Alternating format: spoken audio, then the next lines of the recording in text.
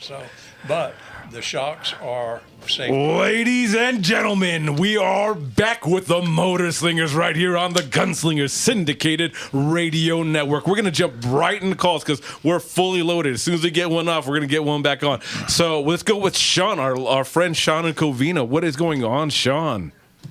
It's going good. Greetings to the Motor Slingers, and my best to Jeff and his recovery. I have 2 questions, probably 3, but I'll go first with Leon. Before I mention, the people in Whittier with Toyotas, go see our friends, the Japanese Motors at L&T in La Puente. Go see our old friends there. L&T, one of the best around. Hey. Amy there, you can call Amy there at L&T Automotive, and they are one heck of a quality, top-rated shop. L&T, talk to Amy there. You listening, Dave? Yeah, Dave. Good advice, man. Yes, and the other guy from Whittier, too, with his Toyota. Anyway, I also have a 2020 Camry, and I just want to ask Leon a question. Now, I've had it for 5 years, and I heard that after 5 years, the radiator fluid gets acidic. So I guess I should be thinking about changing it, don't you think? What fluid? You talking about transmission fluid? No, the radiator fluid. How many miles is on the car? I highly recommend it. 28,000. 28,000? But 5 years. Oh, I'd definitely change it. Okay, so I need to change it. Okay, thank you. Have it flushed. Now I have a... Okay, I'll make sure I'll that way you get it all out. There's a difference between draining the radiator, then you still got the engine block. It's got more antifreeze in that than the radiator. Mm-hmm. So by flushing it, you get all new fluid. All new fluid through the whole engine. Okay, so I need to flush it. Okay. Yes. Very good. Thank you. Okay, now I have a question for George. Yes, sir. George, I'm all ears. How did you get into flying vintage aircraft? Now, I built models, and I'm sure Mark built models of every World War II plane we could.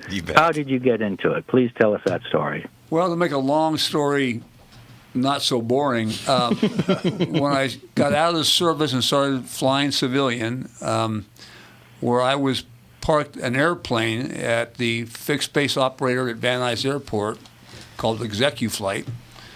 There on that ramp was also a B-25 Mitchell bomber, and that was my favorite bomber model to put together when I was a kid.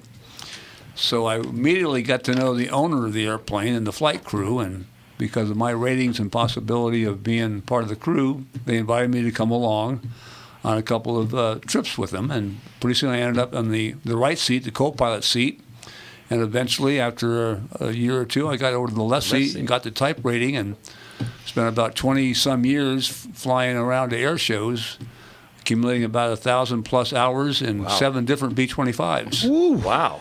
So the answer to your actual question, how did I get into it, is a matter of just luck and being curious. And walk up to the owner and say, "Hi, how you doing? Is that your airplane?" Look at that. It just takes a little bit of some gumption to actually walk up to them and see what you can do. That's the Doolittle Raider, by the way, ladies and gentlemen. Yeah. All right, Sean, you have another one? Yeah. I have another question, and perhaps George can answer it in the break. Mark is just like me. He's all into World War II planes, and he's always dying to ask you questions, and he never does. So during the break, could you answer some of Mark's questions, because he loves the World War II planes just as much as I do. Well, sure, we'll do whatever. Definitely. Happy to do that. Sean. Okay, don't be too shy, Mark, and ask him those questions. Don't be timid over there, Mark. Thank you so much, Sean. Always great hearing from you, friend. God bless you. God bless you all. All right, I think we can get to one more. Actually, I'm going to jump over to Rick in Ohio. He's got a question about a P-38 Lightning. So we actually have a gun question up here, guys, on the Gunslingers. Hey, Rick, what's going on, brother? Hey, just called to ask George if he knows much about the P-38 Lightning that was flown in World War II and how many are left flying. Hey. Well, yeah, actually that airplane was designed and in production before World War II broke out. And it was a very futuristic design by the Lockheed Corporation in Burbank. And it had twin Allison V-12s powering it with counter-rotating propellers, which was a novelty in those days. And the very successful during World War II, flown by mostly the U.S. and usually in not too many of the Brits flew it, but we had it in both the European and the Pacific theaters. So it was very well used in all the theaters and did very well. I wanted to make sure I got to Rick because he's calling from Ohio. So Right. I want to make sure we got him on before it got too late over there. Do you know how many?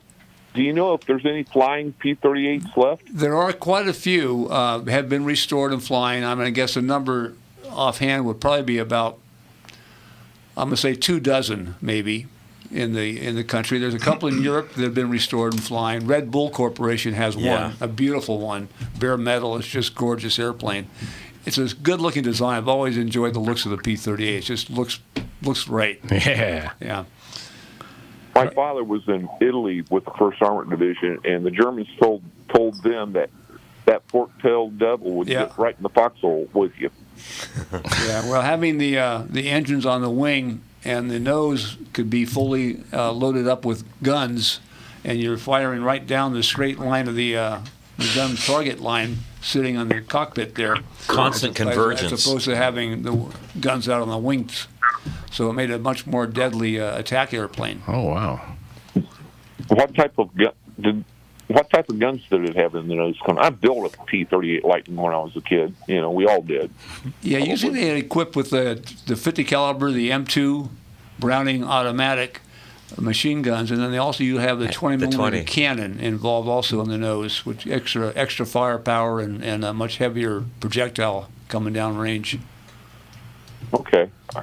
Did you put some of those together as a model when you were a kid? Oh yeah, had it all painted. Had the pilot paint it and everything. There you go. Of course you did. Well, thanks, Rick, for the call. I know you're out there and you're probably going to be tucking in pretty soon, but thanks for the call again. And tell Jeff I said hello and don't push it too hard. Oh, he is listening for you, so you can tell him yourself. Go ahead and let him know. Thanks for the call, Rick. Good talking to you. Thanks, Rick. Good talking to you guys. Yeah, God bless you, sir. Well, we have a bunch of calls all waiting. I got Leo, Chris, Kim, and Greg all waiting further, but we have a minute left. Let's get that phone number all out there one more time. 866-870-5752. Now, Leon, was that 866-870-5752? Perfect, George. You said So, it. ladies and gentlemen, after this long break, we're going to get right back into your calls. Go ahead and fill up those lines. Let's get these guys busy answering your questions. Thank you for tuning in to the Motor Slingers over on the Gunslinger Syndicated Radio Network.